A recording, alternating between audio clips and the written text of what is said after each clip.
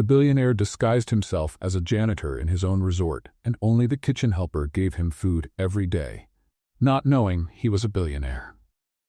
Get ready for a story where luxury and humility switch places. Let's dive into the surprising journey of Beckett and Morgan. If you enjoy light, fun stories full of twists, go ahead and leave your like, and at the end, comment what you thought. Enjoy the story, everyone. Beckett Shaw was one of the richest men in town, and at that exact moment, he was on his knees on the marble lobby floor, scrubbing a stain that wouldn't come out no matter what. The Cliffside Pacific Resort woke up covered in the typical fog of the Monterey coast. Through the glass walls, the ocean looked like a painting in shades of gray and blue. Seagulls circled the building as if they knew that inside there were people too rich to care about them. The first guests were already coming down for breakfast, dragging white robes and expressions of people who paid a fortune to look bored. None of them looked at the man in the navy blue uniform kneeling in the corner. Beckett scrubbed harder.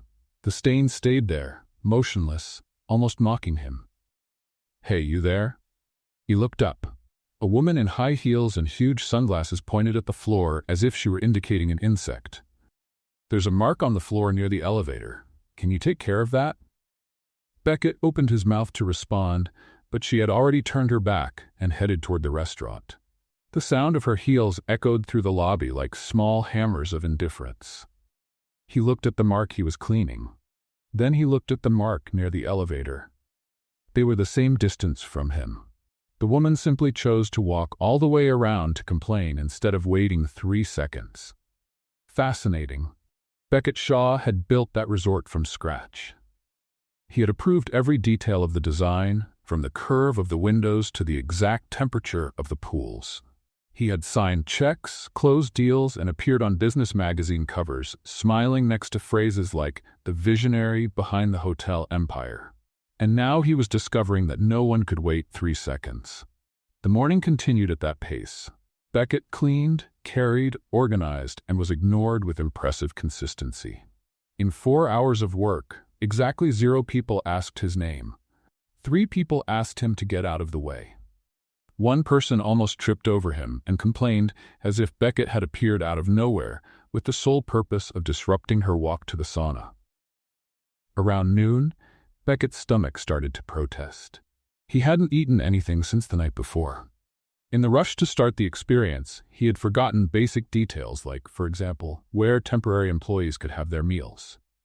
The manual he had received mentioned something about a cafeteria, but the directions were so vague that he suspected they had been written by someone who had never set foot in the building. The smell from the main kitchen reached him like aromatic torture. Garlic, butter, something grilled that probably cost a janitor's weekly salary. Beckett approached the side entrance, where employees came and went carrying trays. Maybe someone could point him to the cafeteria. Maybe there was a snack machine somewhere. Maybe he could simply exist there for 2 minutes without anyone yelling at him. Hey you! Get out of there!" A man in a white apron and the expression of someone who had swallowed a sour lemon advanced in his direction. "Maintenance staff don't hang around the kitchen area. How many times do I have to repeat that? I was just looking for..." "Doesn't matter what you were looking for. Get back to your section." "But I don't even know where the cafeteria is." The man stopped. He looked at Beckett as if he had just confessed he didn't know how to tie his own shoes. "You don't know where the cafeteria is? I'm new, started today." "And nobody showed you?" "Apparently not." The man let out a sigh that seemed to carry the weight of all the bad decisions he had ever made in his life. "Downstairs, 3rd door on the left after the towel storage, but it closes at 2, so good luck." Beckett looked at his watch. 1:53. He ran. Or at least tried to run. The uniform wasn't exactly designed for speed, and the cleaning cart he was still pushing seemed to have developed its own personality, dedicated to hitting every possible corner. When he finally reached the 3rd door on the left after the towel storage, an employee was pulling a metal gate down. "Wait, there are still 2 minutes left." The employee looked at him with the blank expression of someone who had given up caring a long time ago. "Cafeteria clock runs fast." The gate came all the way down. Beckett stood there, Sweaty, breathless, with his stomach growling loud enough to echo in the empty hallway. He owned 47 restaurants in 12 countries. He had dined with heads of state. Once, he had received a gastronomic excellence award that he didn't even know existed. And he couldn't get a sandwich in his own hotel. There was something poetic about that. Or maybe just pathetic. Beckett was still deciding which option when he heard the noise. The main kitchen was in full dinner chaos. Even though it was still early, the preparation had already begun, and the sound coming from there seemed like a combination of an out-of-tune orchestra with a construction site. Pots clanging, voices shouting, something sizzling on the stove with an intensity that suggested culinary drama in progress. Beckett approached again, this time more cautiously. He just wanted to look. He just wanted to understand how that ecosystem he theoretically supervised worked, but clearly had never really observed. More shrimp? We need more shrimp. Oven 3 is making that noise again. Who took my spatula? That was my favorite spatula. In the middle of all that, Beckett saw a figure moving with surgical precision through the chaos. A woman with her hair pulled back, stained apron, and expressions that alternated between absolute concentration and quiet amusement. She was cutting, seasoning, organizing, and still finding time to roll her eyes every time someone shouted something particularly dramatic. It was like watching a ballet in a war zone. "Hey, you again." The same man from before advanced in his direction, this time with a pan in his hand that Beckett sincerely hoped was empty. "I already told you maintenance staff don't hang around here." "I was just out now." Beckett backed away. The man kept gesturing as if he were shooing away a particularly persistent pigeon. Other kitchen staff didn't even look. It was just another janitor being kicked out. It probably happened 3 times a day. He was almost in the hallway when something slid in his direction across the steel counter. A plate.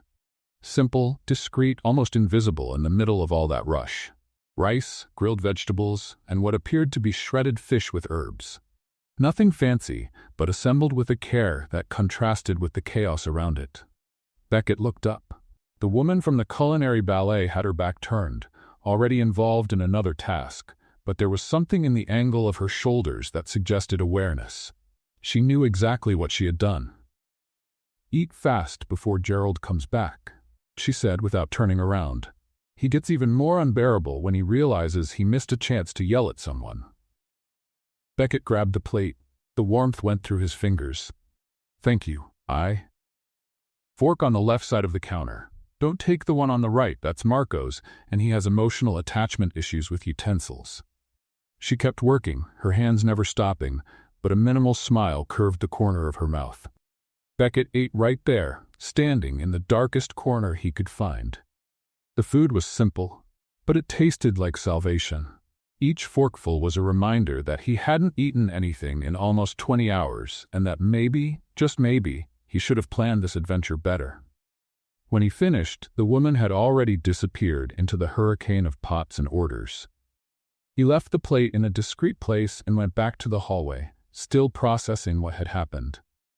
In a full day of work, one person had looked at him and seen something beyond the uniform. One person had noticed he was hungry. One person had done something about it, without expecting anything in return, without asking who he was or why he deserved help. Beckett leaned against the hallway wall and stayed there for a moment. He had come to the resort to find out what wasn't working, to understand where the problems were that the reports didn't show and the managers didn't mention. He expected to find operational failures, inefficiencies, maybe some financial deviation hidden in confusing spreadsheets. He didn't expect to find kindness where there should be indifference. He didn't expect that the only person to treat him like a human being would be a kitchen helper he had never seen before. Beckett made a decision right there, in the empty hallway that smelled like cleaning product and sea air. He was going to continue, not just to investigate problems or collect information anymore. Not just as an exercise in business humility or sociological curiosity anymore. He was going to continue because he wanted to know who that woman was who pushed plates to hungry janitors in the middle of chaos. And because, for the first time in years, someone had done something for him without knowing how much he was worth. The next day would start in a few hours. Beckett went back to his post, grabbed the cleaning cart, and kept working. But now, every time he passed by the kitchen area, he slowed down his pace. Just a little. Just enough to see if she was there. The third plate appeared inside a mop bucket. Beckett stared at it for a good 10 seconds, trying to understand how someone could hide rice with grilled chicken in the only place no one would ever think to look. The container was clean, obviously, but still. The creativity was almost disturbing. 3 days had passed since the first plate pushed in secret. 3 days in which Beckett discovered that circling near the kitchen during peak hours had become his new favorite activity. It wasn't about the food. I mean, it was a little about the food. But mostly it was about the game. Morgan Reese had turned feeding the hungry janitor into a kind of Olympic sport. Behind the fire extinguisher, she murmured as she passed by him carrying a stack of pots. Blue plate. Beckett waited 30 seconds and went to the fire extinguisher. The blue plate was there, still warm, covered with a napkin that had a smiley face drawn with a pen. He laughed alone in the hallway. The fourth time, Morgan hid an entire lunch container inside the cleaning supply closet. The fifth time, she left instructions in the form of a riddle written on a napkin. The sixth time, she simply threw a stuffed bread roll in his direction while pretending to trip. "You have good aim," Beckett commented later, when he managed to find her alone near the cold storage. "I have 5 younger siblings. If you don't learn to throw food accurately, you don't survive Thanksgiving dinner." 5? My mother had interesting theories about family planning. Beckett stored that information away. It was the first personal thing she had shared, and he realized he wanted to know more. Much more. The problem was that the longer he spent pretending to be a janitor, the more obvious it became that he had no idea what he was doing. "Why are you waxing the floor with furniture polish?" Beckett froze. Morgan was standing in the doorway of the event room, arms crossed, expression divided between horror and amusement. "This isn't floor wax. That's for polishing wood. The floor is marble." "Oh, you're going to create an ice skating rink." That explains why that guest almost did an involuntary split earlier. Morgan covered her mouth with her hand, but the laugh escaped anyway. "How did you get this job? I have a very creative resume." Apparently. She walked into the room and grabbed a clean cloth from a shelf that Beckett hadn't even noticed existed. "First, you remove all of this, then you use the right product. That one there, blue, with marble, written in big letters." In my defense, the letters aren't that big. They're the size of my hand. Beckett looked at her hands. They were small, with light burned scars on the fingers. Hands of someone who really worked. He started cleaning up the mess he had created. "Do you always teach incompetent coworkers, or am I special? You're the first one who confused furniture polish with floor wax. That puts you in a unique category. I prefer to think of it as innovation. I prefer to think of it as a negligence lawsuit waiting to happen." They worked together in silence for a few minutes. That silence was comfortable. Beckett couldn't remember the last time he had been quiet near someone without feeling the need to fill the space with business talk or market analysis. 16 hours, Morgan said suddenly. "What?" "My shift yesterday. 16 hours. The sous chef got sick and nobody wanted to cover." "Is that allowed?" Morgan laughed, but it wasn't a cheerful laugh. "That's Tuesday." Beckett stopped scrubbing. He knew, theoretically, that hotels operated 24 hours. He knew there were shifts, schedules, overtime. But 16 hours straight in an industrial kitchen, in the heat, under pressure, cutting, carrying, organizing non-stop? "And you came back today?" "I pay rent in San Francisco. You know the prices?" He knew. He was partially responsible for some of them, considering the commercial properties he'd owned in the area. That information got stuck in his throat like a fishbone. $7.23, Morgan continued, looking at the floor that was now almost presentable. $7.23 what? Per hour. That's what I make. After 3 years here, Beckett felt something tighten in his chest. He spent more than that on coffee per day. On bad airport coffee sometimes because he was in too much of a hurry to choose. "Morgan." The voice cut through the air like an ice blade. Clayton Briggs appeared in the doorway like a storm cloud in human form. Impeccable suit, hair sculpted with surgical precision. expression of someone who had just stepped on something unpleasant and was deciding who to blame. "Why are you here instead of being in the kitchen?" "My lunch break, sir, started 5 minutes ago. And you decided to spend this precious time chatting with the cleaning staff." The way he said "cleaning staff" made Beckett feel like he had been called something far less polite. "I was helping with a problem on the floor." "You're not paid to help with problems on the floor. You're paid to cook, if we can even call what you do cooking." Morgan didn't respond. She just stood there, chin raised, eyes fixed on some point above Clayton's shoulder. It was the posture of someone who had already learned that reacting only made things worse. Beckett felt the anger rise like mercury in a thermometer. "Yesterday's dishes were inconsistent," Clayton continued, apparently warming up for a full speech. "The risotto presentation was amateurish, and I received complaints about the fish temperature. Oven 3 has been broken for 2 weeks, sir. I've already reported it 3 times. Then you should have compensated. That's what professionals do. They compensate. They adapt. They don't make excuses." Beckett opened his mouth and closed it. Every cell in his body wanted to intervene, wanted to say that Oven 3 was broken because the maintenance request had been denied to save costs, wanted to say he knew this because he had approved the budget cut 6 months ago without asking a single question, but he couldn't say anything, not yet. Clayton finally noticed there was another person in the room. "Who are you?" "Beckett. Temporary maintenance." "Temporary?" "Yes, sir." Clayton studied him with that X-ray look that luxury hotel managers seem to develop after years of practice. "Who hired you?" "Human resources, sir." "What name? Who signed your paperwork?" Beckett hesitated for half a second. It was enough time. Clayton tilted his head like a predator that had just detected movement in his peripheral vision. "Interesting. A temporary janitor who doesn't know who hired him." "It was an online process, sir. Many people involved." "I see." The silence that followed lasted only a few seconds, but felt like an eternity. Clayton turned to Morgan. 5 minutes, kitchen, and don't let me catch you chatting again." He left without looking back, but Beckett noticed his eyes did one last sweep of the room, cataloging, filing away, planning. Morgan let out the air she was holding. "You need to be careful with him." "I noticed." "No, you didn't. Clayton doesn't forget faces. And he just memorized yours." She hurried out, leaving Beckett alone with the finally clean marble floor and a growing feeling that he had just put a target on his own back. At the end of the hallway, Clayton Briggs stopped in front of a computer and typed a quick search in the employee system. "Beckett Shaw. Temporary. Maintenance." The cursor blinked 3 times. No results found. Clayton Briggs collected luxury pens, imported ties, and the fear of employees.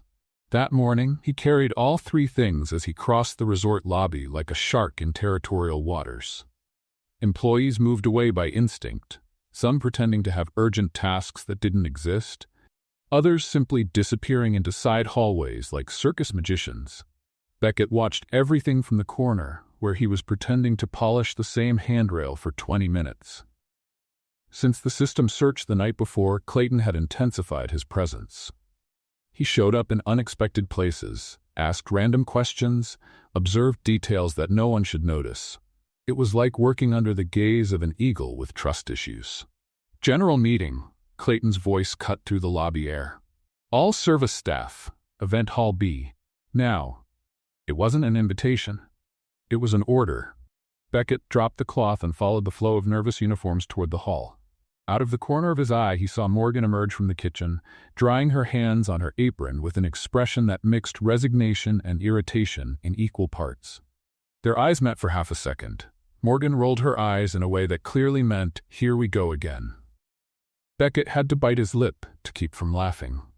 Event Hall B was normally reserved for weddings and corporate conferences. Today, it housed 40 employees, squeezed between stacked chairs and folding tables, all with the same expression of people who would rather be anywhere else on the planet. Clayton positioned himself in front like a general about to announce a battle. "Quarterly results," he began without preamble. "Below expectations." A murmur ran through the room. "The board is implementing adjustments, cost cuts, team restructuring." Morgan crossed her arms. Beckett noticed her fingers were squeezed tight enough to leave marks. Some areas will be particularly affected, Clayton continued, and his eyes made a calculated pause in the direction of the kitchen. Efficiency is the word of the moment. Those who don't adapt will be relocated or let go. Excuse me, Morgan's voice cut through the silence. When you say adapt, what exactly do you mean? Clayton turned to her with the slowness of a snake preparing to strike. It means doing the work without complaining. It means not questioning superior decisions. It means, Miss Reese, not interrupting meetings with unnecessary questions. I just wanted clarity, sir, to adapt properly. The sarcasm was subtle, but present. Beckett saw the corner of a cook's mouth twitch, trying to hold back a laugh. Clayton saw it too. You? He pointed at Beckett, the temporary one. Beckett felt 40 pairs of eyes turn in his direction. Sir? The East Terrace needs immediate cleaning. A guest complained about marks on the glass. The East Terrace is under renovation, sir, surrounded by barriers. And now it's open for inspection. Go. But the gala dinner starts in an hour and the access… Are you questioning a direct order? Beckett swallowed the answer he wanted to give. That terrace was closed for safety reasons he himself had approved. That there wasn't adequate equipment for exterior cleaning. That this whole situation was an obvious display of petty power. No, sir. Excellent. I want that glass shining when I come back to check. Clayton dismissed the meeting with a wave of his hand. The employees dispersed like leaves in the wind, murmuring to each other in tones that didn't reach the manager's ears. Morgan caught up with Beckett in the hallway. The East Terrace doesn't even have an access ladder. I noticed. He's testing you. I noticed that too. Morgan looked around, making sure they were alone. There's a service ladder in storage room 3. Nobody uses it because it creaks, but it works. And take a bucket with a long handle. The glass there is slanted. How do you know all this? Because he's already made me clean that terrace. Twice. Once during a storm. Beckett stopped walking. During a storm? Said guests had complained about the raindrops interfering with the view. That makes no sense whatsoever. Welcome to Cliffside Pacific Resort. She patted him on the shoulder and disappeared toward the kitchen. Beckett found the ladder in storage room 3.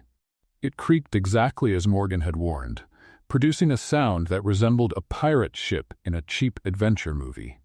The bucket with the long handle was hidden behind a pile of broken chairs that clearly no one had touched in years. The East Terrace was worse than he imagined. Slanted at an angle that defied basic physics, the panoramic glass offered a spectacular view of the ocean. Beckett positioned himself on the flat spot and started cleaning, moving the mop with the delicacy of a surgeon operating on a main vein. You look like a flamingo trying to clean glass. Beckett almost dropped the bucket. Morgan was standing at the service door, holding a plate covered with aluminum foil. What are you doing here? Brought your dinner. Figured you'd miss cafeteria hours. Again. How did you know where I was? Everyone knows where you are. The noise from that ladder can be heard from the parking lot. Then I realized you hadn't finished the job yet. She approached carefully, balancing on the ledge as if she did this every day. Chicken with vegetables, left over from the gala dinner preparation. You're going to get in trouble if Clayton finds out you left the kitchen. Clayton is too busy checking if the crystal glasses are aligned at exactly 45-degree angles. I have about 10 minutes. Beckett accepted the plate. His fingers brushed hers for an instant. Why do you do this? Do what? Help me. Risk getting in trouble. Bring food to a guy you've known for less than a week. Morgan was silent for a moment, looking at the ocean. Because someone did this for me when I started here. A cook named Miss Ruth. She's retired now, but she used to say that we only survive places like this if we take care of each other. And do you take care of everyone? Only those who seem to need it. And I seem to need it? Morgan looked at him, then at the makeshift bucket, then at the ladder that was still creaking in the wind. You're cleaning a slanted glass during a gala dinner because a man in a tie told you to. Yes, you seem to need it. Beckett laughed. A real laugh, the kind that escapes without permission. Clayton mentioned relocation today, he said after a moment. Does that affect you? Morgan's expression changed. Just a little, but enough. It affects everyone who isn't part of his favorites club. And you're not part of it. I ask too many questions. I question things. I suggest improvements. None of those qualities are appreciated by managers like Clayton. So you could be transferred. Or fired. He made that very clear after the meeting, spoke directly to me when the others left. Beckett felt that familiar anger rise again. What exactly did he say? Morgan imitated Clayton's pompous voice with disturbing accuracy. Miss Reese, your attitude needs significant adjustments. The resort has no room for employees who don't understand hierarchy. Consider this your final warning. Final warning for asking a question in a meeting? Final warning for existing in a way he doesn't control. The ocean wind blew between them, carrying the distant sound of music from the gala hall. I need to go back, Morgan said, and you need to finish that glass before he shows up. She turned to leave but stopped at the door. Beckett, yes? Thanks for asking. Most people just don't ask.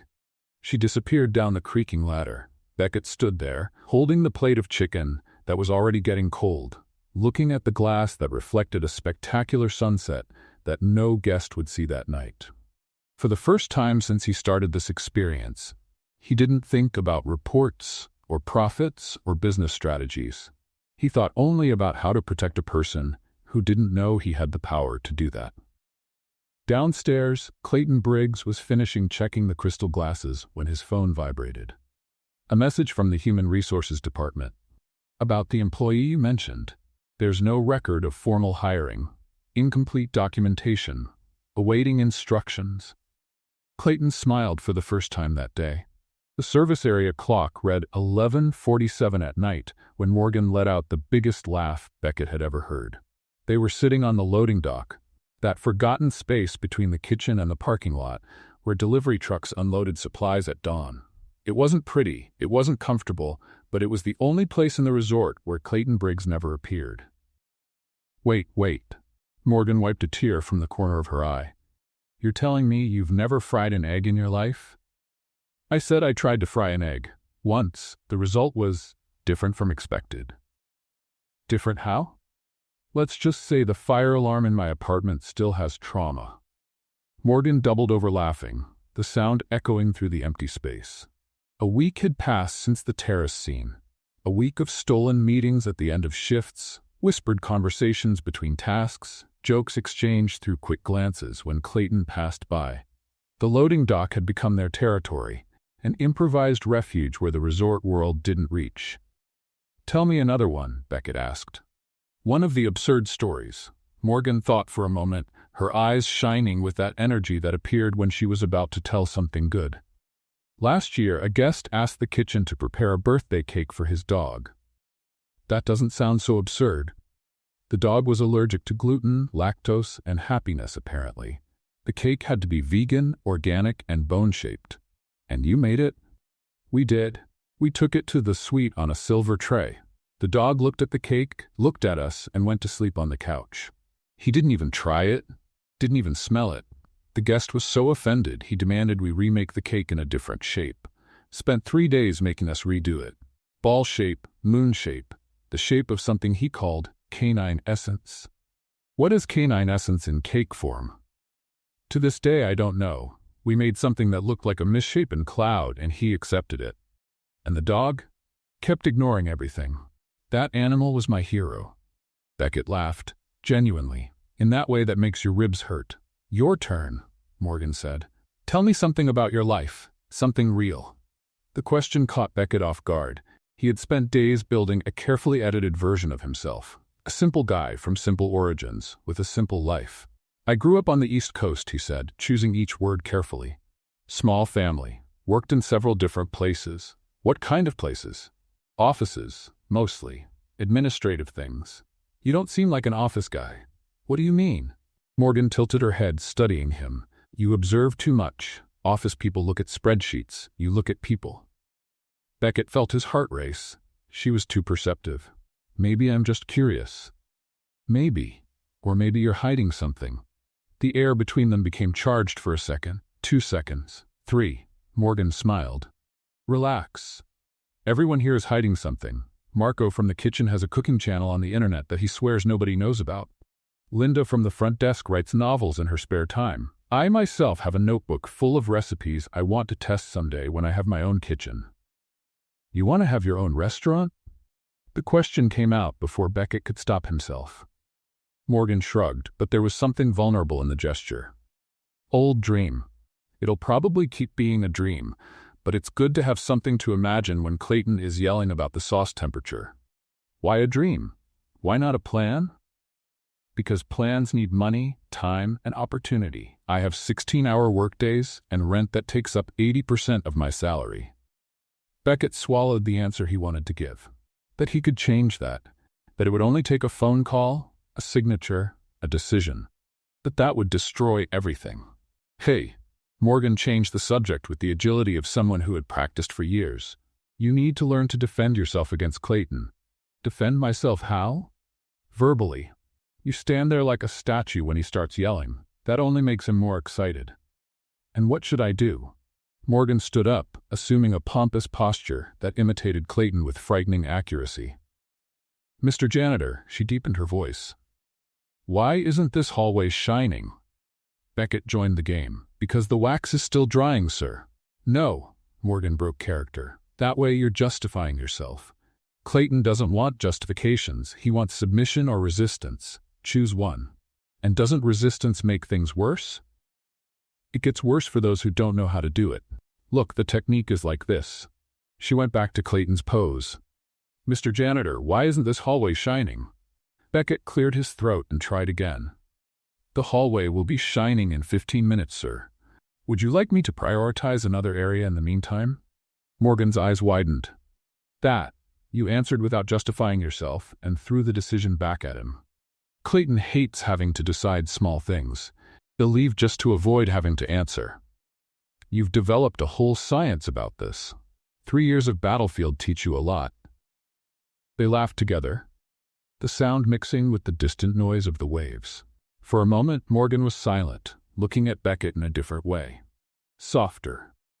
The air between them changed again, but this time there was no tension. There was something else.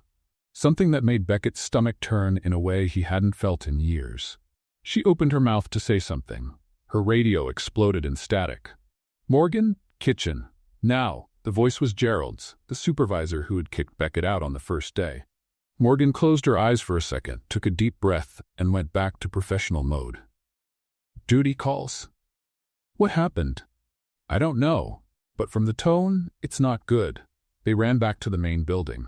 The kitchen was in chaos when they arrived, but a different chaos from the usual. People were standing still, not working. And in the center of everything, Clayton Briggs held a charred pan as if it were evidence in a trial. Who is responsible for this station? His voice cut through the air. Silence. I asked who is responsible. I was covering that station. Morgan stepped forward. But I left an hour ago at the end of my shift. So you left the stove on when you left? No, sir. I turned everything off. I checked twice. And yet the pan burned. By itself, magically. Someone must have turned it on after I left. Clayton smiled. That cold smile that Beckett was starting to recognize. Interesting. So you're accusing your coworkers? I'm not accusing anyone. I'm saying I turned off the stove. Your word against physical evidence, Clayton raised the pan. And physical evidence says you were negligent. Beckett watched everything from the corner of the kitchen. He saw the eyes of one of the cooks look away. He saw the guilt cross that face for a second before disappearing. Someone had used that station after Morgan. Someone had made the mistake, and that someone was letting her take the blame. He almost opened his mouth, almost stepped forward, almost said there were security cameras in that area that would prove exactly who had done what and when. But that would raise questions. How would a temporary janitor know about the camera system? Why would he care so much? Beckett stayed silent and watched Clayton file a second formal warning against Morgan. When it was all over, when the kitchen emptied and the lights dimmed, Beckett stood in the empty hallway.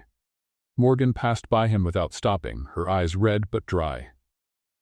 Hey, he called out. She didn't look back. Not tonight, Beckett. Please. The women's locker room door closed with a soft click. Beckett leaned against the wall and stayed there, in the dark, listening to the sound of his own silence. He could have prevented that, could have defended her, could have exposed the truth, and he did nothing. The weight of that choice was different from any business decision he had ever made. There were no numbers to justify it, no spreadsheets to analyze, no consultants to blame. There was only him, his lie, and a woman who deserved better than that. That night, Beckett didn't sleep. And somewhere in the resort, a cook named Marcus was deleting a text message that said, "Thanks for not giving me up. I owe you one." The recipient was Clayton Briggs. Beckett Shaw made the call at 3 in the morning, locked in the men's locker room bathroom. "I need you to access the resort's human resources system," he whispered into the phone. Now, on the other end of the line, his executive assistant, Diana, took exactly 2 seconds to fully wake up. "Mr. Shaw, it's 3 in the morning. I know what time it is. You said you didn't want any contact during this experience. I changed my mind. I need you to find a warning filed yesterday against an employee named Morgan Reese, and I need that warning to disappear." Silence on the line. "Disappear how, sir?" Like it never existed. System error. Administrative failure. Anything. That's irregular. "Diana, in 12 years have you ever seen me ask for something irregular?" "No, sir." "Then do it." He hung up before she could ask more questions. The next morning, Morgan arrived at work, expecting the worst. The second warning meant a meeting with human resources, possible suspension, maybe termination. She had spent the whole night rehearsing arguments, preparing defenses, trying to find some way to prove she hadn't left the stove on. But when she opened her locker in the changing room, she found only her usual clean uniform. No summons, no official envelope, nothing. Strange. She checked the employee system on the kitchen tablet. Her record showed only one warning, the first one from weeks ago. The second one had disappeared. Even stranger. "Hey, Morgan!" Beckett appeared in the kitchen doorway, mop in hand, with that expression of someone trying very hard to look casual. "Everything okay?" "Everything's great, actually. Strangely great." "That's good, isn't it?" "It is. I just don't know why." Beckett shrugged with a bit more enthusiasm than necessary. "Sometimes things just work out." Morgan narrowed her eyes. "You're acting strange." "I'm always strange. You said yourself I look like a flamingo trying not to fall. That was in a specific context. Flamingos are strange in any context." She kept looking at him in that way that made Beckett feel like an open book being read by someone who knew all the languages. "What did you do?" "Me? Nothing. I cleaned the lobby, twice. Almost knocked over a statue, but technically it's still standing, so it doesn't count." "Beckett." "Morgan." "The warning disappeared." "What warning?" "You know which warning." Beckett maintained the most innocent expression he could manage, which probably wasn't very convincing considering he had never needed to fake innocence before in his life. "Maybe it was a system error?" "Clayton's system doesn't make errors. He checks everything 3 times. Maybe he had a bad day. People have bad days. Even evil managers have bad days." Morgan crossed her arms. "You're hiding something." "I'm hiding several things. Everyone hides things. You said yourself that Marco has a secret cooking channel." "This is different." "Why?" "Because Marco's channel doesn't make warnings disappear out of nowhere." A cook passed by them carrying a stack of pots and shot a curious look in the direction of the discussion. Morgan lowered her voice. "Look, I don't know what's going on, but if you did something to help me—" "If I had done something," Beckett interrupted, "would you rather I had left the warning there?" The question caught Morgan off guard. "No, that's not it." "Then what's the problem?" "The problem is I don't like owing favors I don't understand." "You don't owe me anything." "That's exactly what people say when you owe something," Beckett sighed. "Morgan, I swear I didn't do anything illegal, immoral, or that's going to get you in trouble. I just know some people. Sometimes things happen." "You know people?" "Yes. A temporary janitor knows people capable of erasing records from a luxury resort's human resources system." When she put it that way, it really did sound absurd. "I have an interesting life," was the only answer he could come up with. Morgan was silent for a long moment. Beckett could practically see the gears turning in her head, connecting dots that shouldn't be connected. "Okay," she said finally. "Okay? For now. But this conversation isn't over." She went back to her station, leaving Beckett with the feeling that he had just survived a professional interrogation. The rest of the day passed in a strange tension. Morgan was quieter than normal, watching Beckett sideways whenever he passed by the kitchen area. He, in turn, was hyper-aware of every movement he made, every word he said. At the end of the shift, they met at the loading dock as usual. "I'm not going to ask anymore," Morgan said without preamble, about the warning.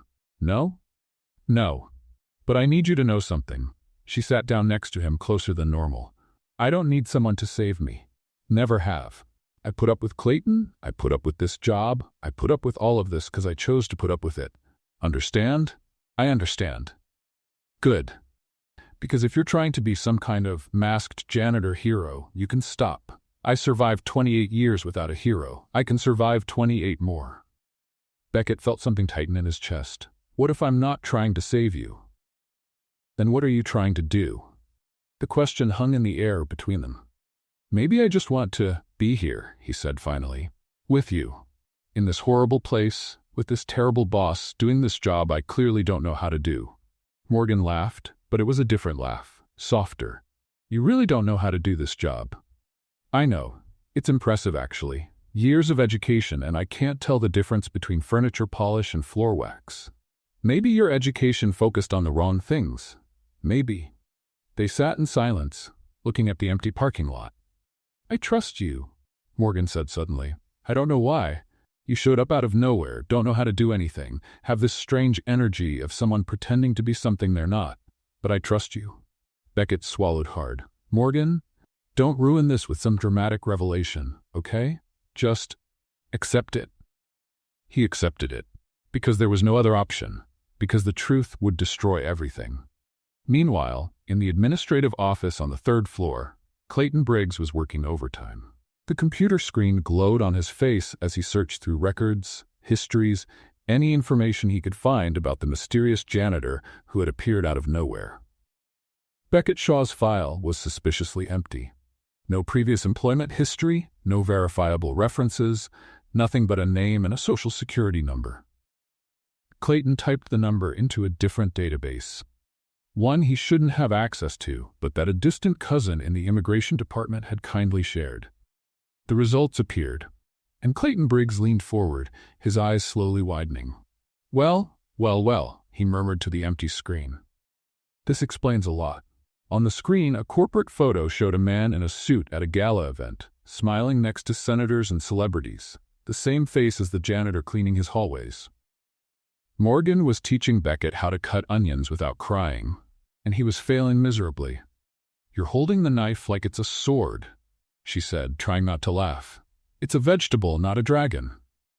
In my defense, this vegetable is chemically attacking me. Tears were streaming down Beckett's face in amounts that seemed humanly impossible. He could barely see the cutting board, let alone the onion he was massacring into irregular pieces.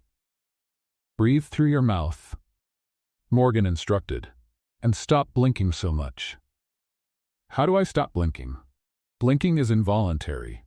Clearly it's not involuntary enough because you're doing it every half second." It was late at night, the kitchen was empty, and they had managed to steal an hour from the real world. Morgan had decided that if Beckett was going to keep showing up hungry, he should at least learn basic culinary survival. So far, the basics were winning. "Done." Beckett stepped back from the board, wiping his face with the sleeve of his uniform. "I cut it." Morgan looked at the scattered onion pieces. "This looks like a crime." "Culinary crime? Crime against nature. That onion had a family. You're cruel." "I'm honest. There's a difference." She took the knife from his hands and, in a matter of seconds, turned what was left of the onion into perfect, uniform cubes. "How do you do that so fast?" "Practice, and years without a social life." Beckett laughed, but there was something in the answer that made him pay attention. "Without a social life, why?" Morgan shrugged, her eyes focused on the board. "Work. 16-hour shifts don't leave much time for romantic dinners or birthday parties.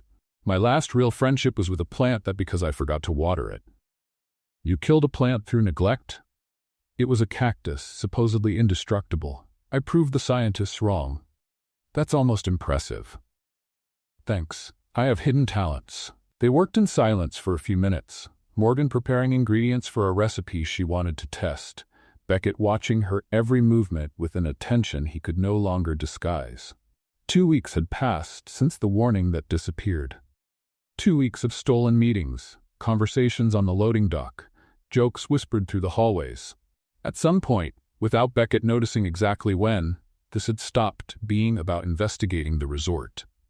Now, it was about her. "Hey," Morgan broke the silence. "You're looking at me in a strange way." "Strange how?" "Strange like I'm an equation you're trying to solve." "Maybe you are. I'm not that complicated.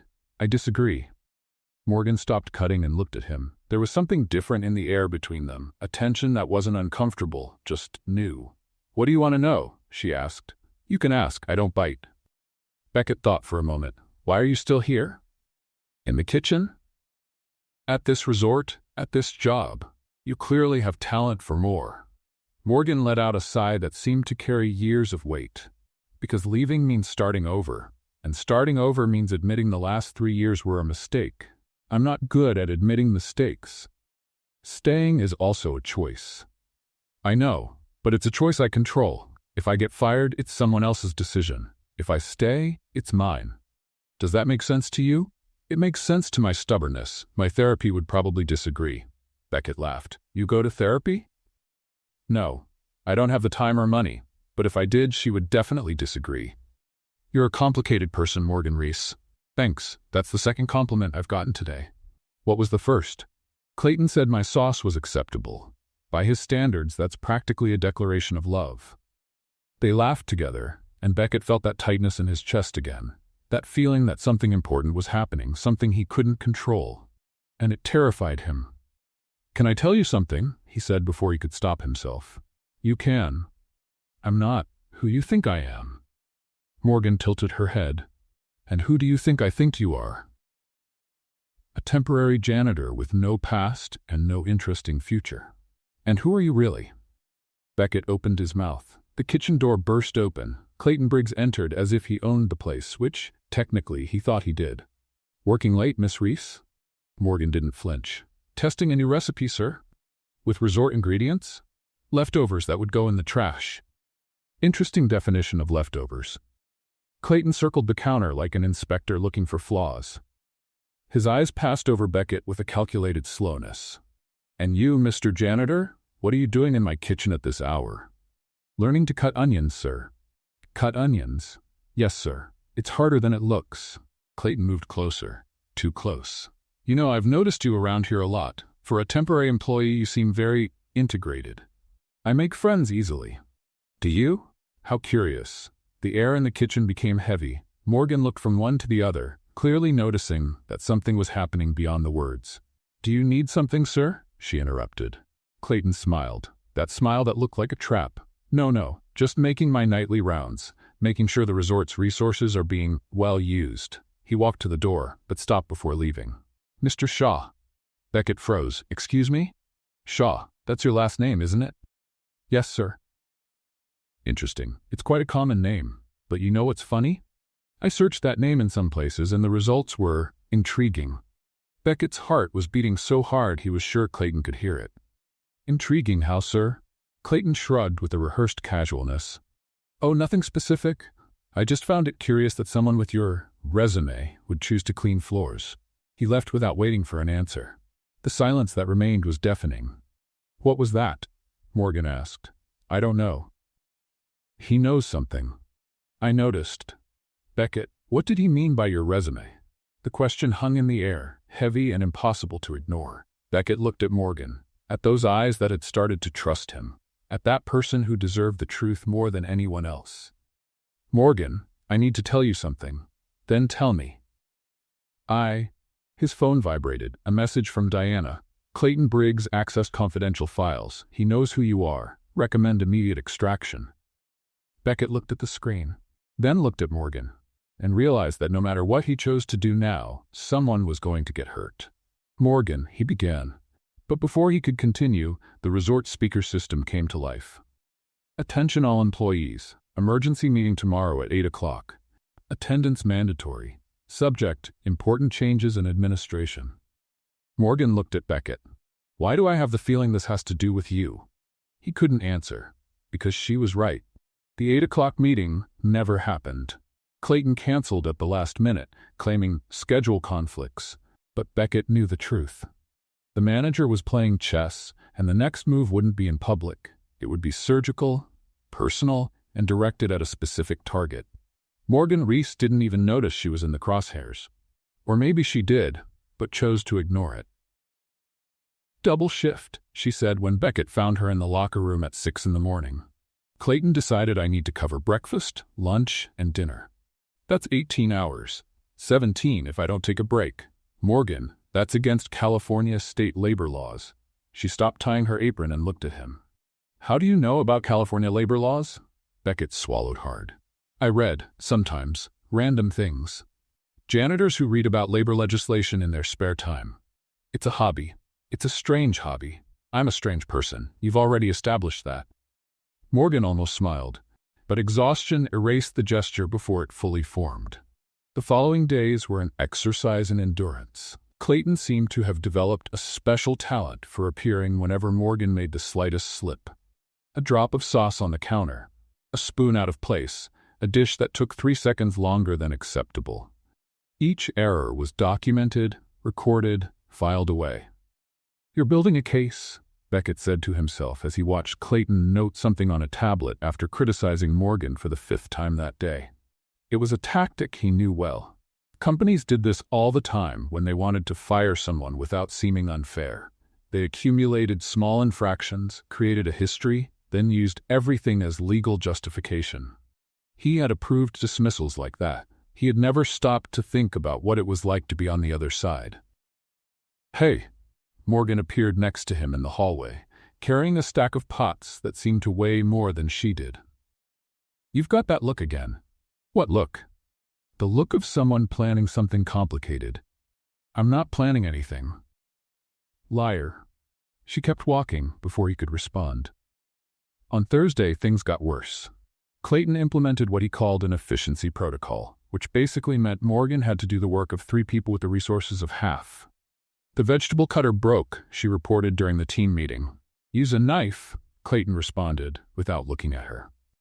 "Cutting vegetables for 200 portions with a manual knife will triple the prep time." "Then work faster." "Sir, I'm saying that physically." "Miss Reese, I heard your complaint. My answer is, adapt. That's what professionals do." Morgan clenched her fists at her sides, but said nothing. Beckett saw her shoulders drop almost imperceptibly.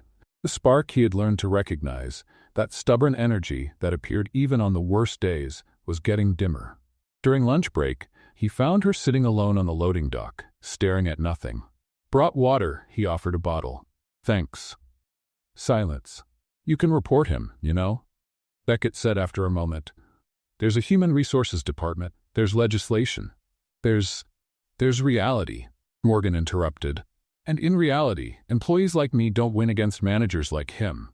We complain, we get labeled as troublemakers, we get fired for cultural incompatibility, and we leave without a reference and without severance. That's not right. Right and real are different things." Beckett felt the anger rise again. That familiar anger that appeared every time he saw the system working exactly as it was designed to work, crushing those at the bottom to protect those at the top. "What if you had help?" he asked. "Real help. From someone with the power to change things." Morgan looked at him with an expression he couldn't decipher. "Are you talking about yourself?" "I'm speaking.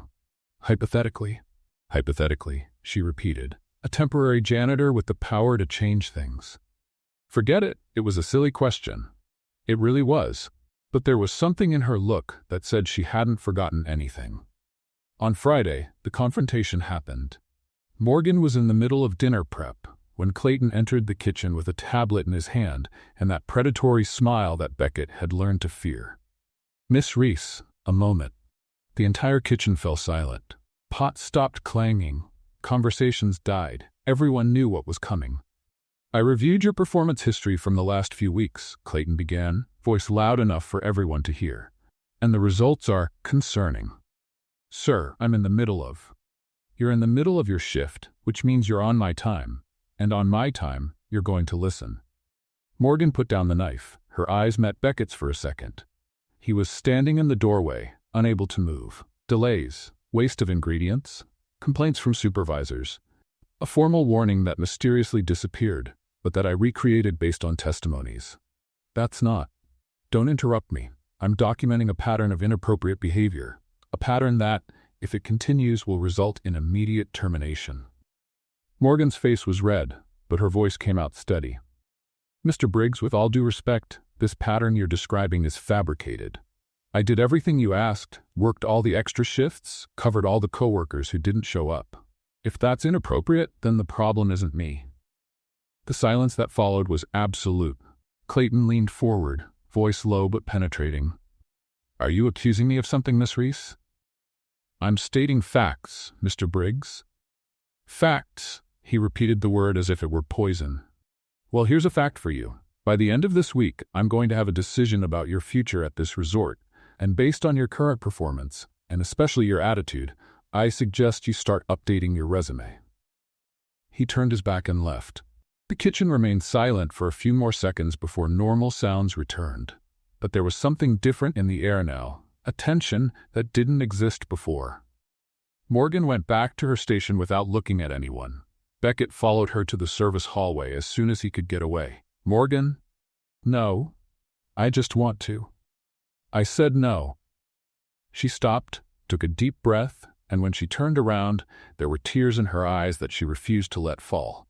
"You want to help? Great. Then tell me the truth. Who are you really? Why are you here?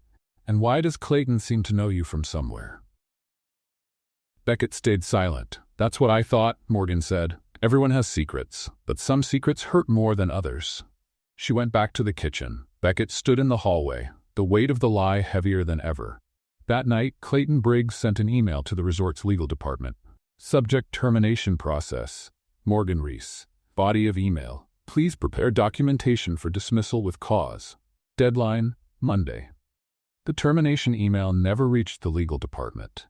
Diana intercepted it at 2 a.m, redirected it to a folder only Beckett had access to, and responded with an automatic message saying the system was under temporary maintenance. Clayton Briggs spent all Saturday trying to resend the documentation, without success.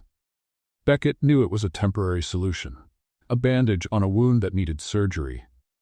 But it was the most he could do without revealing everything.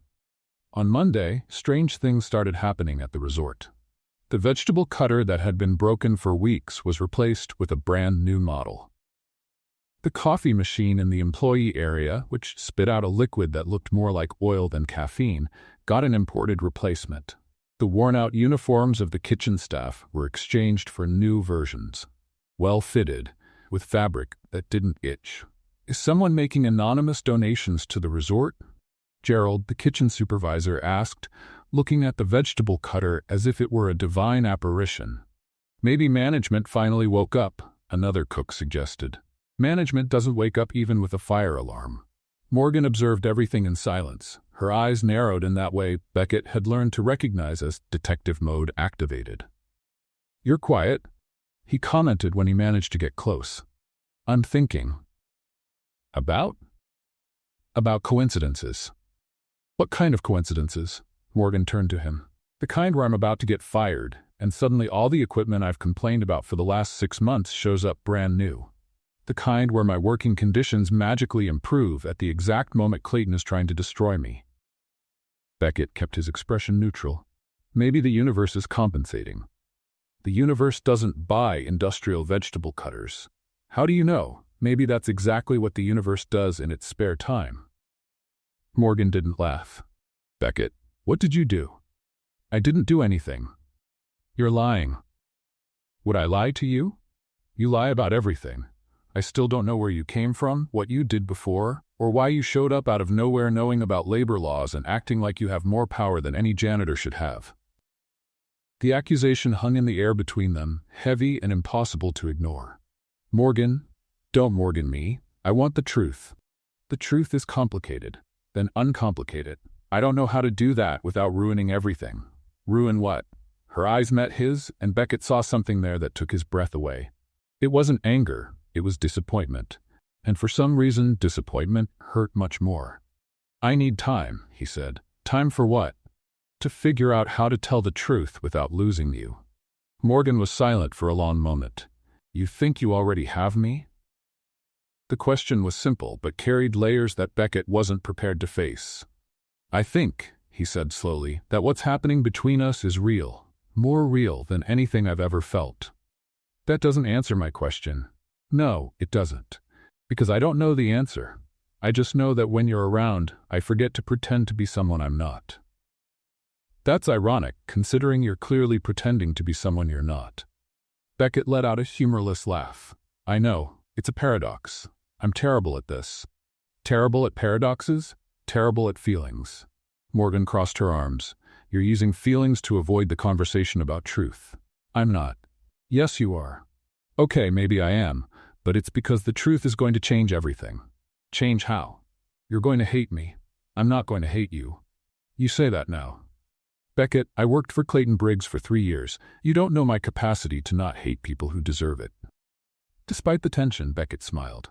Was that a compliment? It was an observation. There's a difference. You always have an answer for everything. You always have a question to deflect from everything. They stood looking at each other, the air charged with unspoken things. I'm going to tell you, Beckett said finally. Everything, but not here. Not like this. Then where?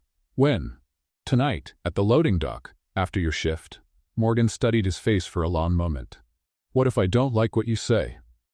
Then at least you'll know the truth, and I'll have been honest at least once. That's a very low standard of honesty. I know. I'm working on it. The rest of the day passed in a fog of anticipated tension. Beckett made more mistakes than normal, which was impressive considering his track record. He spilled a bucket of dirty water in the main hallway. He confused disinfectant with furniture polish for the second time in 3 weeks. He was almost run over by a room service cart while looking at his phone checking if Diana had more news. You're more distracted than usual. Morgan commented when they passed each other in the hallway, and your usual is already pretty distracted. I'm nervous. Why?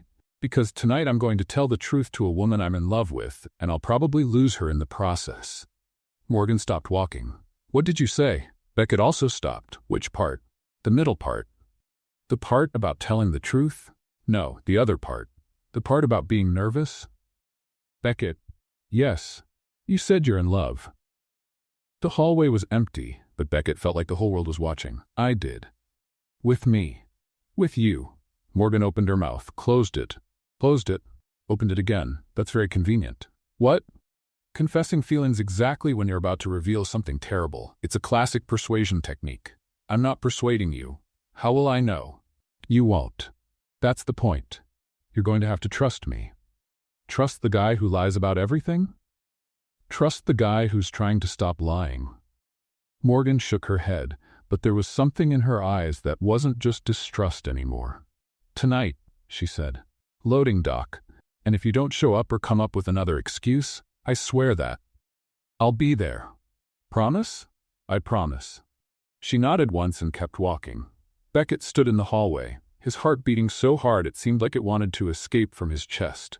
At 10 o'clock at night, he was at the loading dock, waiting. At 10:15, Morgan appeared. So, she said, sitting down next to him, who are you really? Beckett took a deep breath. My name is Beckett Shaw, and I'm the owner of this resort. The silence that followed lasted exactly 3 seconds. Then Morgan started to laugh. Nice try. Now be serious. Beckett wasn't laughing, and when Morgan looked at his face, the laughter died. Morgan didn't blink for almost 30 seconds. Beckett counted. It was a way to occupy his mind while waiting for her to say something, anything, even if it was just to send him away from the loading dock that had become his favorite place in the whole world. You're telling me, she finally spoke, her voice carefully controlled, that I spent 3 weeks hiding food in mop buckets to feed a billionaire. Technically, yes. A billionaire who owns the place where I work. Also technically correct. A billionaire I taught to tell the difference between furniture polish and floor wax. That was a very useful lesson. Morgan got up from the crate where she was sitting. I'm leaving. Morgan? Wait, no, I need to process this, away from you. She walked to the door but stopped before leaving. How long were you going to let this continue? I don't know. You don't know. I didn't have a plan. I came here to understand what was wrong with the resort, and then you showed up, and everything got complicated. Complicated. Morgan repeated the word as if it were acid in her mouth. You know what's complicated?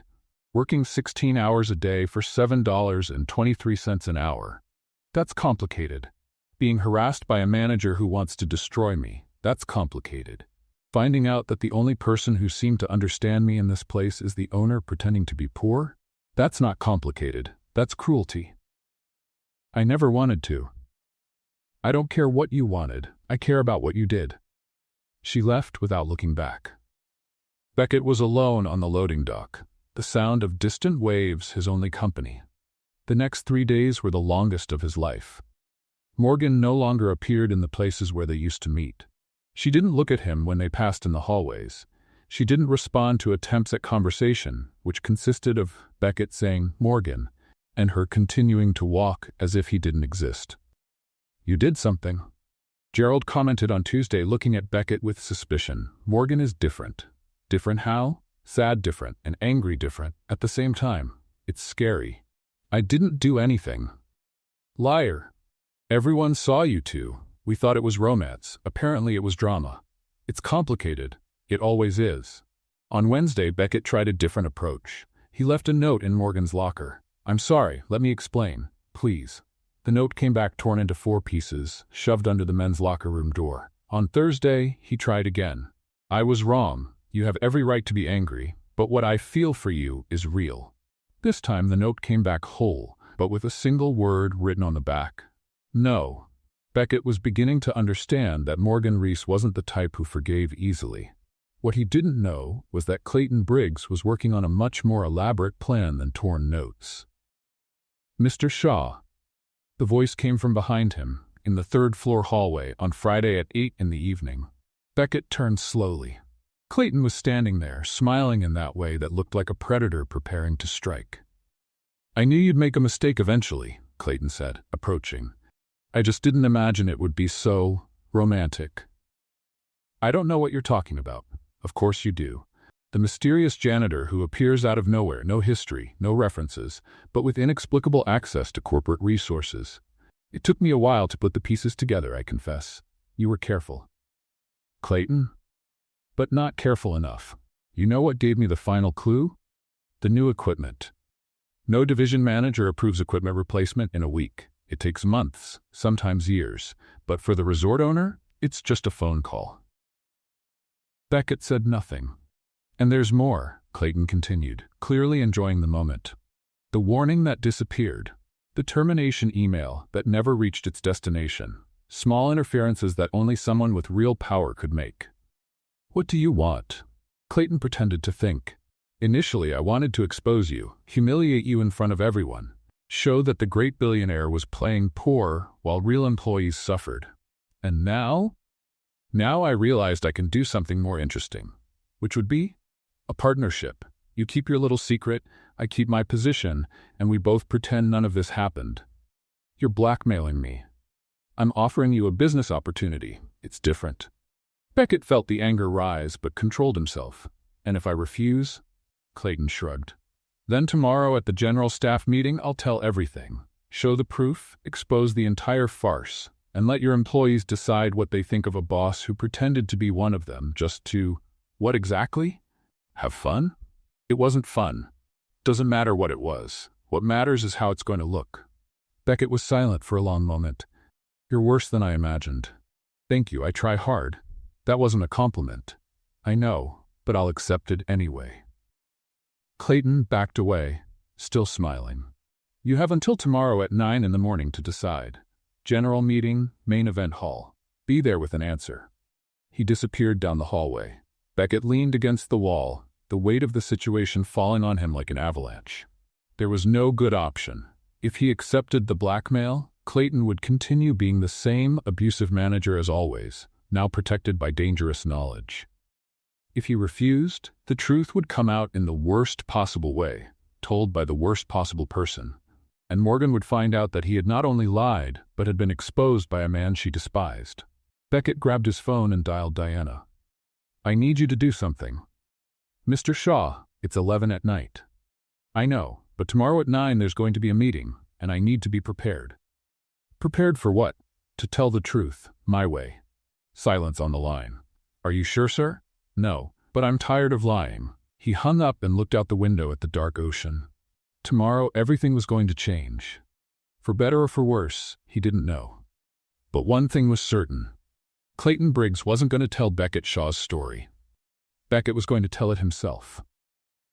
The next morning, at 8:55, the main event hall was packed. Employees from all departments settled into chairs, murmuring about the reason for the last-minute meeting. Clayton Briggs was on stage, tablet in hand, a smile on his face. And at the back door, still in his janitor's uniform, Beckett Shaw took a deep breath and walked in. Clayton Briggs was savoring every second of that moment. The main event hall had a capacity for 200 people, but that morning it housed only the 60 employees of the morning shift, all squeezed into the first rows like students waiting for a scolding from the principal. The air conditioning hummed low, the curtains were closed, and Clayton occupied the center of the stage like a conductor about to conduct his favorite symphony. Beckett remained at the back door, watching. Morgan was in the third row, between Gerald and a cook he recognized, but whose name he never learned. She didn't look back, didn't notice he had entered. Her eyes were fixed on Clayton with that expression of someone who already expects the worst. "Thank you all for attending," Clayton began, voice amplified by the lapel microphone. "I know it was a last-minute summons, but I have important information to share." A murmur ran through the audience. In recent weeks, this resort has been going through unusual situations. Equipment replaced without authorization, documents disappearing from the system, interference in administrative processes that should follow protocol. Beckett saw Morgan's shoulders become tense. "Initially, I suspected technical failure," Clayton continued, clearly enjoying the attention. "But after thorough investigation, I discovered something much more interesting." He made a dramatic pause. Beckett almost rolled his eyes. Clayton had always been given to theatrics. "We have an imposter among us." The murmur turned into buzz. "An employee who is not who he says he is. Someone who lied about his identity, infiltrated our team, and spent weeks pretending to be something he's not." Clayton swept the audience with his eyes, purposely stopping at Morgan. "And this person developed a close relationship with one of our kitchen employees." Morgan turned red. Not from shame, from anger. "Mr. Briggs," she stood up, voice firm. "If you have something to say about me, say it directly." "Miss Reese, I'm not talking about you. I'm talking about your friend." "My friend?" "The janitor, Beckett Shaw." The name echoed through the hall. "Who, as I discovered, is no janitor at all. In fact, he is. I am the owner of this resort." Beckett's voice cut through the air like thunder on a clear day. He walked down the center aisle, still wearing the navy blue uniform stained with cleaning products, hands in his pockets, the calm expression of someone who had already accepted that the circus was on fire and decided to enjoy the show. Absolute silence. 60 pairs of eyes followed his every step to the stage. Clayton stood paralyzed, mouth open, tablet shaking in his hands. You can't just..." "Can't what, Clayton? Walk into a meeting at my own resort? Get on stage in my own event hall?" Beckett stopped next to him, the height difference between the two suddenly much more evident. "You were going to expose me anyway," Beckett continued. "So I thought it was more honest for me to do it personally." This is completely irregular," Clayton stammered. "Irregular was you spending 3 weeks harassing an exemplary employee because she had the courage to ask questions in meetings." The murmur returned, this time directed at Clayton. "Irregular was you falsifying warnings, manipulating schedules, and creating such a hostile work environment that talented people prefer to stay silent rather than risk their jobs. I have documentation of everything." Clayton raised the tablet like a shield. "Reports, records, proof that your interference compromised administrative protocols." "You're right," Beckett admitted. "I interfered. I used my position to protect someone who was being wronged. And if that's irregular, then maybe the regulations need to change." He turned to the audience. "My name is Beckett Shaw. I'm the founder and owner of Cliffside Pacific Resort. 3 weeks ago, I decided to work here as a temporary employee because I wanted to understand what reports and spreadsheets don't show." Pause. "And what I discovered shames me." Beckett looked at the faces in the audience. People he had never seen before, people whose names he didn't know. People who made the resort function every day while he signed checks in air-conditioned offices. I discovered that you work impossible hours for insufficient wages, that broken equipment goes months without replacement, that suggestions for improvement are ignored and anyone who dares to complain is punished. Silence. I discovered that I created a place where people are treated as disposable. Morgan was standing now, but didn't move. Her eyes met Beckett's for the first time since the loading dock. There was no anger there. There was something worse. There was deep and complete disappointment. Clayton Briggs is, as of this moment, suspended from his duties, Beckett continued, turning to the manager, pending formal investigation into administrative conduct. You can't do this, Clayton exploded. I have a contract. I have rights. You have a lawyer. I suggest you consult immediately. This is retaliation. This is persecution. This is consequence. There's a difference. 2 security guards that Beckett had summoned the night before appeared at the side doors. Please escort Mr. Briggs to his office so he can collect his personal belongings. Clayton looked around, seeking support, finding only averted faces and awkward silence. You're going to regret this, he murmured as he was escorted out. All of you. The door closed behind him. Beckett looked at the audience again. I know this is a lot to process. I know you have questions, and I promise that, in the coming days, I'll answer all of them. He took a deep breath. But now, I need to talk to one person in particular. His eyes found Morgan's. Morgan, please, give me 5 minutes. She didn't respond. Instead, she stood up, walked past Gerald, walked past the coworkers who were trying not to stare, and headed toward the side door. Morgan, no. The word was low, but definitive. You owe me at least a conversation. She stopped, her hand on the doorknob. I don't owe you anything. Then give me a chance, please. Morgan turned around. There were tears in her eyes that she refused to let fall. You want to know the worst part? It's not the lie. Lies I understand. Lies are part of the world. Then what's the worst part? The worst part is that I believed in you. I thought I had finally found someone who really saw me, who understood me, who was on the same level as me. She let out a humorless laugh. But you were never on my level. You were pretending to be, and that's worse than any lie. Morgan, what I felt, what I feel, is real. How will I know? How will I know what's real when everything you told me was a performance? Beckett had no answer. That's what I thought. Morgan opened the door. Congratulations on the dramatic speech, Mr. Shaw. It was very inspiring. I'm sure the employees will love telling this story at parties. Morgan, I'm leaving. The resort, the job, all of this, don't look for me. She left. The door closed with a soft click that sounded like a crash in Beckett's heart. In the hall, 60 employees remained silent, not knowing whether they should applaud, cry, or simply go back to work. Beckett stood on stage alone, looking at the door through which Morgan had disappeared. He had won the battle against Clayton, but he had lost the only thing that really mattered. Morgan's resignation letter arrived at Beckett's desk exactly 47 minutes after the meeting. He was in the office that had technically always been his, but that he had never used, surrounded by papers that Diana had brought in a hurry and reports that Clayton had left behind. The white envelope looked harmless, but Beckett knew the content was a sentence. By this document, I communicate my voluntary resignation from the position of kitchen helper at Cliffside Pacific Resort, effective immediately. No explanations, no goodbyes, just 2 cold lines and a signature he knew from napkins with smiley faces. Beckett put down the letter and looked out the panoramic window, the same ocean he saw from the loading dock, only from a completely different angle. From above, from far away, from where billionaires observe the world without ever really touching it. Mr. Shaw? Diana appeared at the door, tablet in hand. Mr. Briggs's lawyer is on the phone. He wants to negotiate the terms of the suspension. Tell him there's no negotiation. The investigation will follow protocol. He mentioned a lawsuit for defamation. He can sue. I have documentation of 3 years of ignored complaints, employees who resigned citing a hostile environment, and at least 12 reports of moral harassment that were never investigated. Diana nodded. And what about Miss Reese? What about her? She resigned.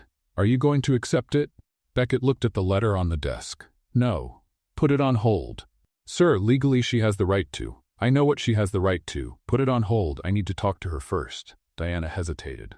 Mr. Shaw, with all due respect, Miss Reese made it very clear she doesn't want contact. I know.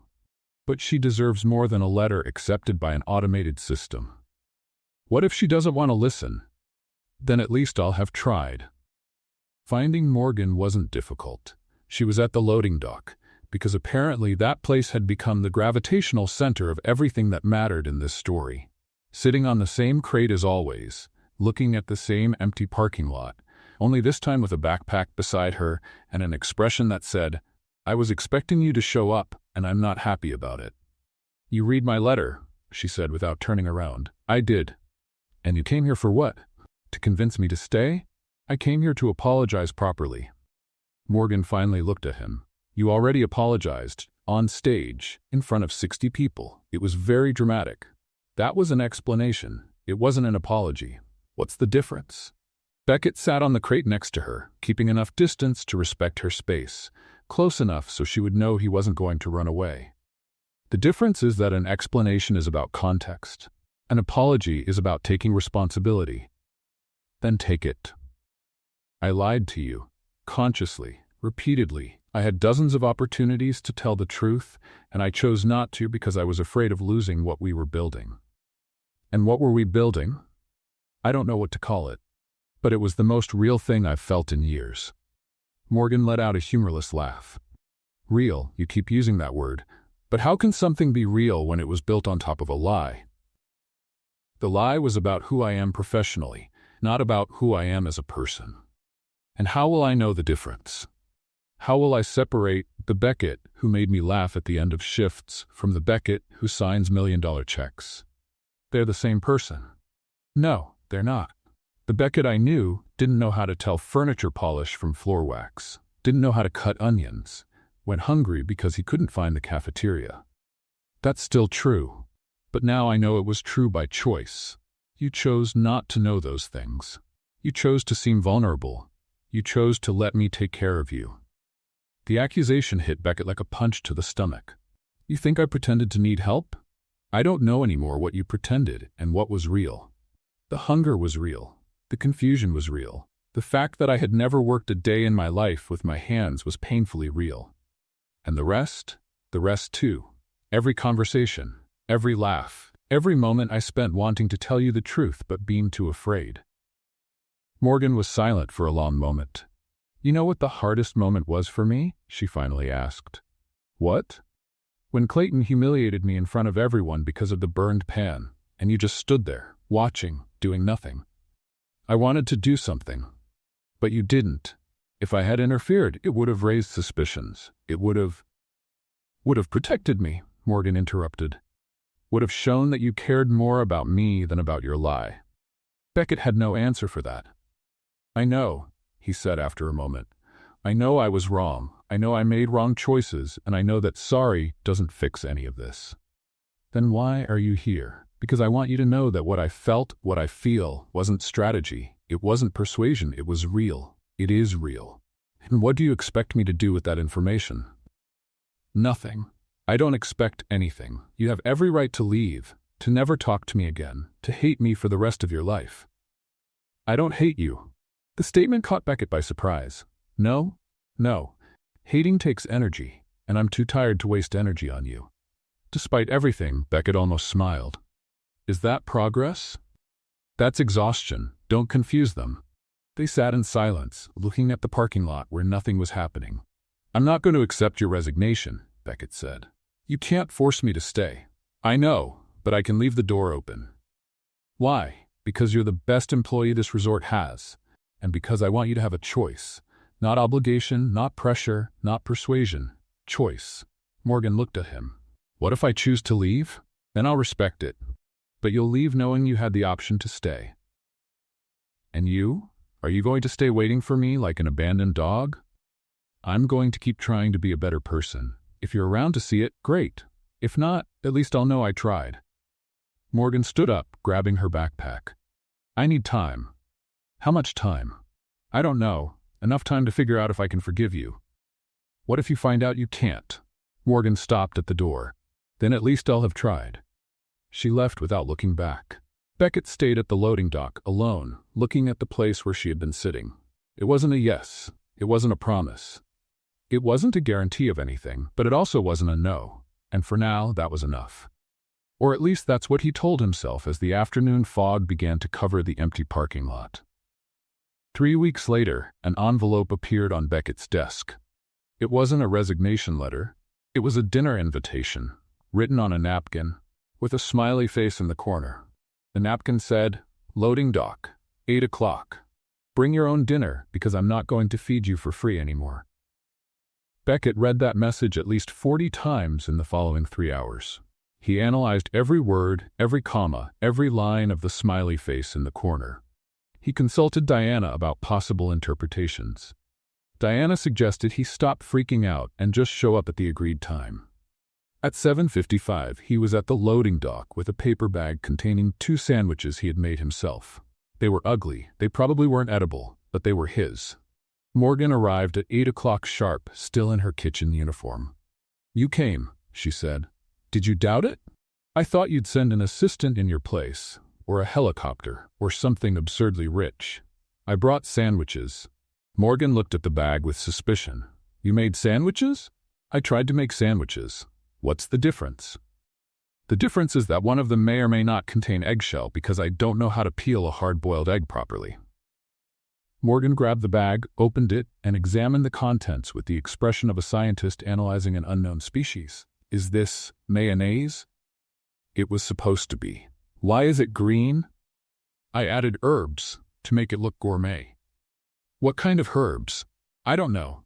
They were green. They were in the cabinet." Morgan closed her eyes for a moment, clearly fighting some emotion. When she opened them, she was laughing.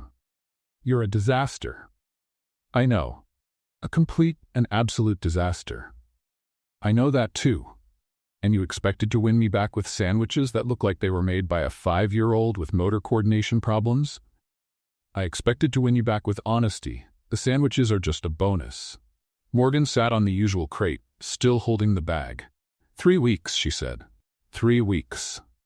I spent 3 weeks thinking, analyzing, trying to understand if what I felt was real or if it was all an act. And what did you conclude? That you're terrible at pretending. If you really wanted to fool me, you would have been more careful. You would have invented a more convincing past. You wouldn't have frozen in fear on the East Terrace trying to clean that glass. I didn't freeze in fear. Gerald said you froze and went into shock for 2 minutes. It was a minute and a half, and I had the situation under control. You whispered for help. It was a strategic whisper, to see if anyone had seen me. Morgan laughed again. It was Beckett's favorite sound in the world. I also thought about Clayton, she continued, about how you could have told me the truth when he started harassing me, could have used your power to solve everything in 5 minutes. I should have done that. Maybe. But if you had, I would never know if you valued me for who I am, or if you were just protecting an investment. You were never an investment. I know. Now I know. It took 3 weeks, but I know. Beckett sat down next to her, closer than he should have, but Morgan didn't move away. What changed? He asked. I saw the changes at the resort. In the last 21 days, Cliffside Pacific had gone through a silent but profound transformation. Salaries were revised upward. Schedules were adjusted to respect labor laws. Broken equipment was replaced. An anonymous reporting channel was created. And Clayton Briggs had been officially terminated after an investigation that revealed years of inappropriate conduct. Those changes would have happened anyway, Beckett said. They were necessary. But you made a point of implementing them personally. Spent weeks talking to employees, listening to complaints, taking down suggestions. How do you know that? Gerald told me, and Linda from the front desk, and Marco from the kitchen, and basically everyone you interviewed in the last 3 weeks. I was trying to better understand the business. You were trying to prove you changed. Beckett didn't deny it, and did it work? Morgan looked at him for a long moment. I haven't completely forgiven you. It'll probably take time, maybe a lot of time. I can wait. But I'm willing to try, start over, see if we can build something real this time. Real like what? Real like no lies, no disguises, no you pretending to be something you're not. What if I still don't know exactly what I am? then we'll figure it out together." Beckett felt something warm spread through his chest. It wasn't relief, it was hope. "I have a proposal," he said. "What kind of proposal?" "The resort needs a new executive chef, someone with vision, talent, and the ability to lead a team." Morgan narrowed her eyes. "Are you offering me a job?" "I'm offering you an opportunity. The position was open based on merit, not favoritism. You would have to go through the normal selection process." "What if I don't want it?" "Then I respect your decision and we keep eating horrible sandwiches at the loading dock." "What if I do want it?" "Then you compete for the position like any other candidate. And if you win because you deserve it. Not because you're dating the owner." Morgan was silent for a moment. "Dating?" Beckett realized what he had said. You said dating." It was a generic term. Dating is not a generic term. It can be, in some contexts. In what context is dating generic? In the context where I'm an emotional disaster trying not to ruin the only good moment I've had in weeks. Morgan smiled, a real smile, the kind that lit up her whole face. "You really are terrible at this. I know, but I'm trying to get better." "And do you think we can make this work?" "A billionaire and a kitchen helper." "Former kitchen helper, possibly future executive chef." "That doesn't change the fact that we come from completely different worlds." "Different worlds, but the same loading dock. That should count for something." Morgan looked at the empty parking lot, at the sky that was beginning to darken, at the resort lights blinking in the distance. "One condition," she said. "Anyone. You never lie to me again. About anything. Not to protect me, not to avoid conflict, not because you think it's best for me. Promised. And if you lie, you can make me clean the East Terrace again, during a real storm this time." "Deal." She extended her hand. Beckett looked at that hand, at the fingers that still had light burned scars, at the person who had seen beyond the uniform when no one else did. He shook her hand. "Partners?" Morgan asked. "Partners. And the rest?" "The rest we'll figure out along the way." Morgan grabbed one of the sandwiches from the bag and took a brave bite. She chewed for 2 seconds. Stopped. "Beckett?" "Yes?" "This isn't an herb." "It's not?" "This is a bay leaf. It's the same thing. Bay leaf is for cooking, not for eating directly." "Oh, you put raw bay leaf in a sandwich." In my defense, nobody explained the difference to me. Morgan put down the sandwich and started laughing. A real laugh, without reservations, that echoed through the empty loading dock. Beckett laughed too, because it was the only thing that made sense at that moment. "Come on," Morgan said when she managed to stop laughing. "I'm going to teach you how to make a decent sandwich." "Now? Now, the kitchen is empty. Are you sure? I have a complicated history with kitchens." "I know, but everyone deserves a second chance." She stood up and extended her hand. This time it wasn't a business handshake. It was an invitation. Beckett accepted. And as they walked toward the resort, side by side, he realized that for the first time in a long time, he wasn't pretending to be someone he wasn't. He was just being himself. And that was enough. 6 months later, Cliffside Pacific Resort was voted the best place to work in California by a business magazine. The article mentioned an innovative employee development program, benefits above the market average, and an executive chef who had revolutionized the menu with creative recipes and a philosophy of food that feeds the soul. What the article didn't mention was that every night after the kitchen closed, the resort owner showed up to learn how to cook. He still didn't know the difference between bay leaf and fresh herbs, but he was getting better, and Morgan was there to teach him. We've reached the end of Beckett and Morgan's journey. If you believe that nothing happens by chance, comment the word love in the comments. Take the opportunity to rate this story from 0 to 10 and tell me, what was your favorite part of this resort story?